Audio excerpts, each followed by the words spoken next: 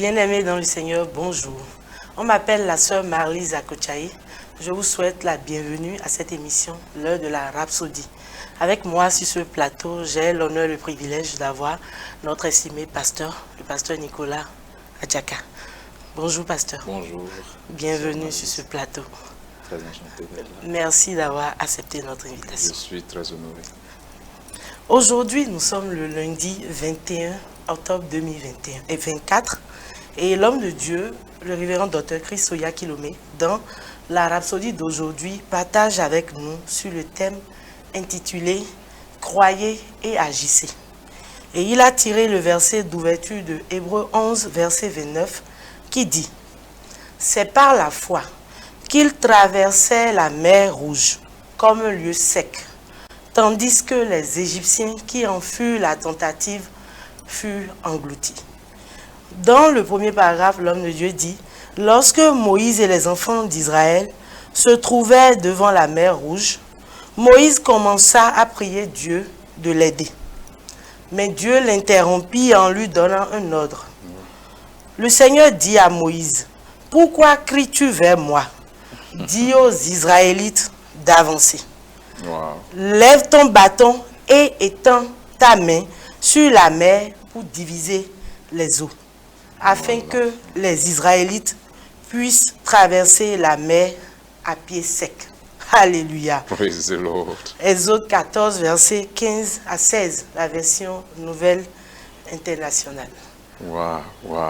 Ça, c'est une instruction qui sort de l'ordinaire.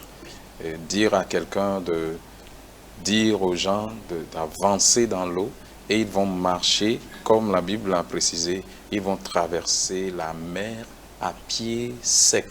Ça, c'est quelque chose qui dépasse l'entendement. Qui dépasse l'entendement. Et il devait agir sans réfléchir. Sans réfléchir. Il a dit avancer, ce n'est pas le moment d'hésiter. Vous devez traverser la mer. Et l'homme de Dieu continue, il dit, Dieu a ordonné à Moïse d'agir. C'était un moment d'action pour Moïse. Ce n'était pas le moment d'attendre que Dieu fasse quelque chose. Non. Mais le moment pour Moïse d'étendre sa main au-dessus de la mer et de la diviser. Ce qu'il a fait, conduisant à la séparation miraculeuse de la mer Rouge. Imaginez que Moïse ait commencé à se demander, Seigneur, où ira l'eau? Je suis sûr, ça c'est la question, enfin, tout de suite, ça monte à la tête. L'eau va aller où? C'est de l'eau. Il faut bien qu'elle coule quelque part. N'est-ce pas? Vous savez, parfois, nous avons cette imagination scientifique des choses, mais Dieu voit les choses différemment. Dieu voit les choses différemment.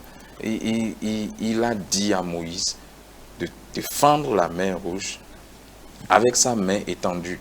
Dieu appelait donc Moïse à agir. Il a donné l'instruction et il va falloir qu'il agisse. Et comme on l'a dit, ces méthodes sortent toujours de l'ordinaire et dépassent l'entendement.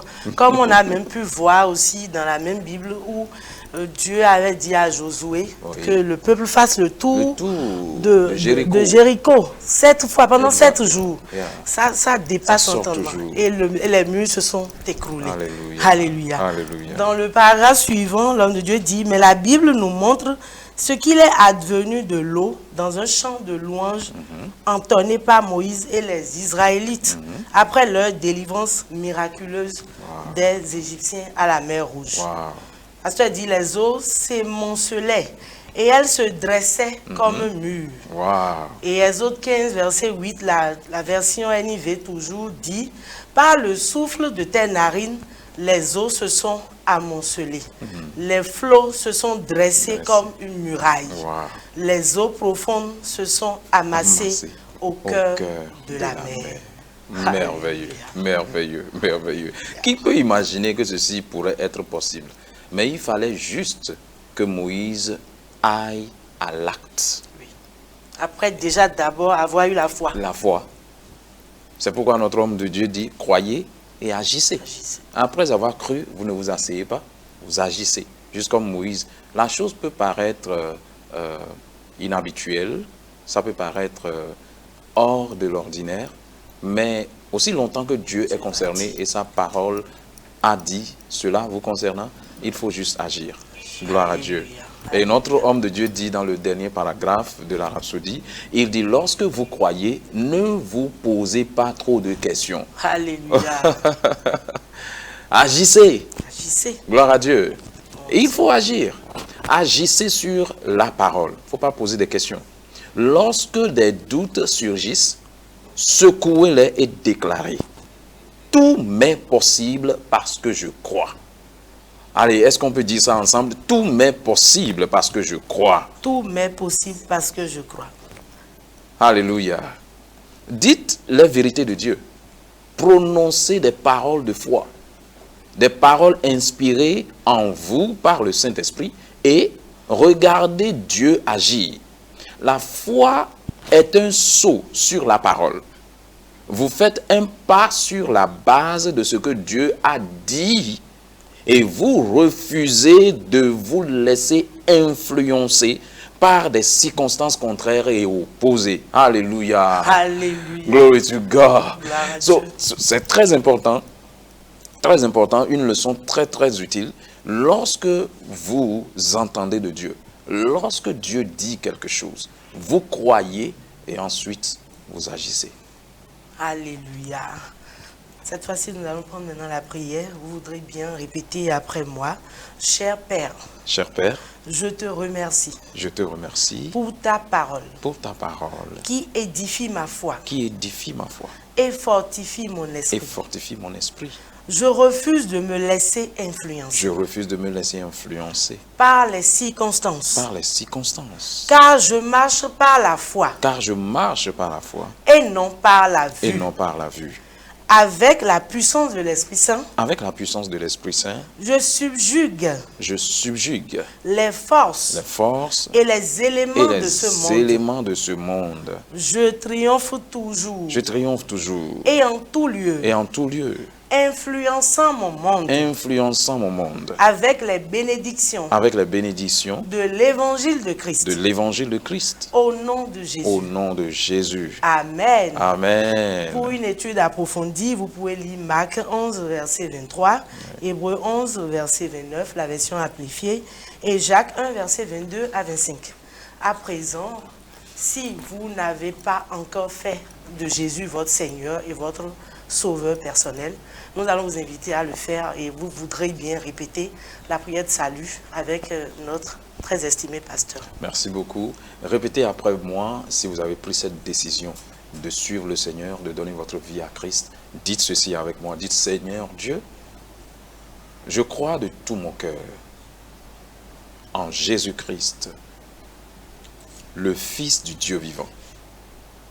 Je crois qu'il est mort pour moi et que Dieu l'a ressuscité des morts. Je crois qu'il est vivant aujourd'hui. Je confesse de ma bouche que Jésus-Christ est Seigneur de ma vie à partir de ce jour. Par lui et en son nom, j'ai la vie éternelle et je suis né de nouveau. Merci Seigneur d'avoir sauvé mon âme. Je suis maintenant un enfant de Dieu. Alléluia. Alléluia. Wow. Félicitations à vous si vous avez fait cette prière. Vous êtes désormais un enfant de Dieu. Et pour avoir plus d'informations sur comment grandir en tant que chrétien, vous voudrez bien nous contacter à nos adresses qui s'affichent au bas de votre écran. Dieu vous bénisse. Pasteur, pour finir, nous allons aborder rapidement un sujet. Ce 2 décembre 2024, nous avons un événement mondial. Vous voudrez bien nous en parler? Eh bien, c'est le jour de Reach Out Monde. Et à ce jour, il y a une chose que le Seigneur nous a dit dans Matthieu 24, le verset 14. Il dit, et cet évangile du royaume, cette bonne nouvelle du royaume sera prêchée partout, à toutes les nations, et alors viendra la fin. Et donc, ce jour, le 2 décembre, cette parole des Écritures sera accomplie. Et nous allons donc distribuer la Rhapsodie des réalités partout dans le monde, et particulièrement ici au Bénin, du nord au sud, de l'est à l'ouest, et particulièrement dans toutes les langues qui sont parlées au Bénin. Gloire à Dieu. Vous ferez bien de vous joindre à nous. Les numéros sont sur l'écran et tout à l'heure, ça va passer. Vous pouvez nous contacter pour se joindre à nous, pour prier, pour distribuer et principalement pour assurer que des copies soient disponibles par votre sponsorship.